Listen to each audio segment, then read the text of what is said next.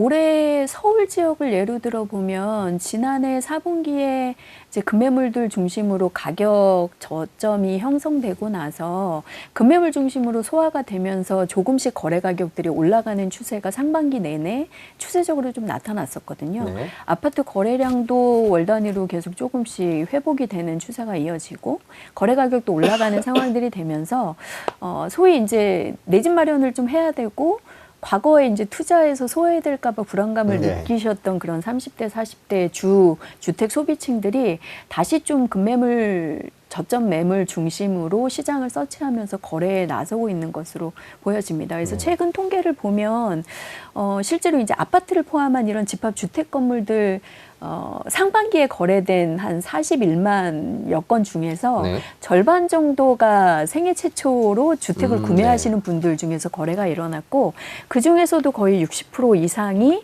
30대, 40대 분들인 걸로 일단 분석이 됐어요. 네. 저희가 이제 법원 등기 정보나 이런 것들을 통해서 생애 최초로 집을 구매하시고 뭐 이런 분들 분석한 자료가 반기 단위로 계속 좀 업데이트가 돼서 나오는데 네. 그런 것들이 최근에 기사화된 것들을 보면 확실히 좀 기존의 주택을 보유하고 있는 다주택자들 혹은 이제 50대 이상의 중장년층들보다는 실제 주택 거주 같은 것들이 필요하면서 투자도 겸하려는 30대, 40대 주 소비층들이 다시 좀 저점 매물 중심으로 주택 구매에 나선 것으로 분석이 됩니다. 근데 그들 같은 경우에는 연령대를 고려해 봤을 때 아무래도 대출 의존도가 좀 높을 수밖에 그렇죠. 없는 네. 연령대잖아요. 자산 축적된 부분들이 장년층보다는 훨씬 좀 부족할 수 있으니까 그래서 그런 분들 위주로 이제 대출 비중이 좀 높게 나타나고 실제 그게 가계부채 증가에도 좀 영향을 미친 부분들이 있습니다. 뭐 알고 계신 상반기에 출시됐었던 특례보금자리론 네. 같은 것들이 또 그 30, 40대 새로 처음 집을 사는 분들에게 특히 이제 많이 소용이 됐기 때문에 그런 것들을 활용하시면서 대출 비중이 늘어난 부분들도 있을 거고요.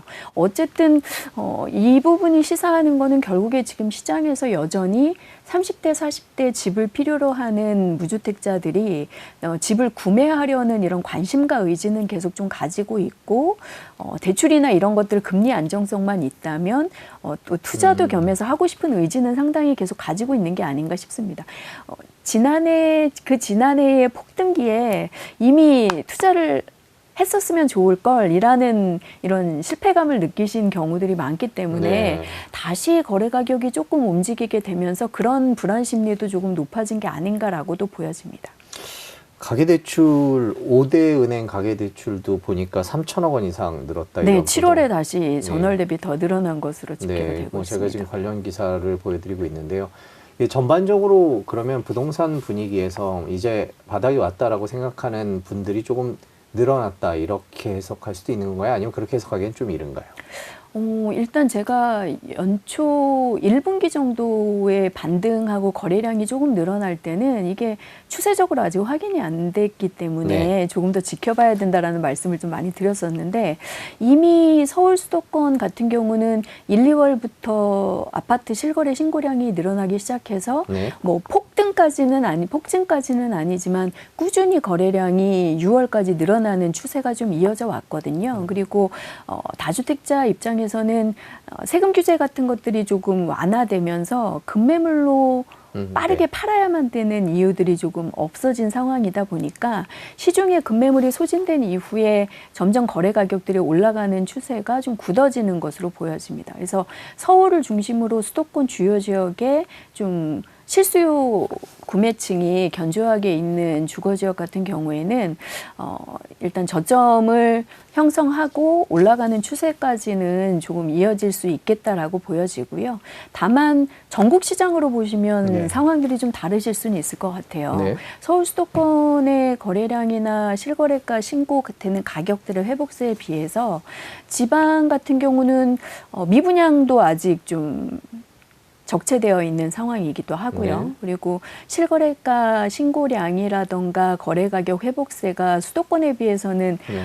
차이를 뚜렷하게 보이면서 약세를 이어가고 있는 상황이기 네. 때문에 올해 하반기는 수도권이 조금 견조한 회복세를 이어가더라도 지방시장에서의 약세가 더해지면서 전국적으로는 약보합세 수준에서 그칠 가능성이 있습니다. 그래서 전국적으로는 좀 시장이 횡보하는 구간으로 보고 있다 보니까 수요자분들이 아무래도 이 양극화된 시장에 좀 굉장히 좀 민감하게 반응을 해서 서울이나 이렇게 소위 회복 시기에 상품 가치가 확 뛰어오를 수 있는 곳에만 집중적으로 좀 투자를 하는 경향들이 늘어날 것으로 보여져요. 실제로 네. 서울 지역 수도권 쪽 최근에 이제 아파트 거래량들 분석을 해보면 외지 투자 비중도 높아지고 있거든요. 그렇군요. 다시. 그러니까 네. 지방에서도 상대적으로 약세인 지방보다는 서울 수도권 쪽으로 다시 좀 투자를 하고 있는 이런 경향들이 나타나고 있는 게 보여져서 하반기에는 그런 수도권과 지방 또 그 권역 안에서도 좀 더 투자성이 높은 상품과 아닌 것들의 양극화 현상이 좀 심화될 것으로 예상이 됩니다. 더 많은 뉴스를 보시려면 화면 오른쪽에 있는 구독 버튼을 눌러주시면 됩니다. 그리고 제보할 게 있으면 꼭 저희한테 보내주십시오. 저희가 열심히 취재하도록 하겠습니다. 항상 SBS 뉴스를 시청해 주셔서 대단히 고맙습니다.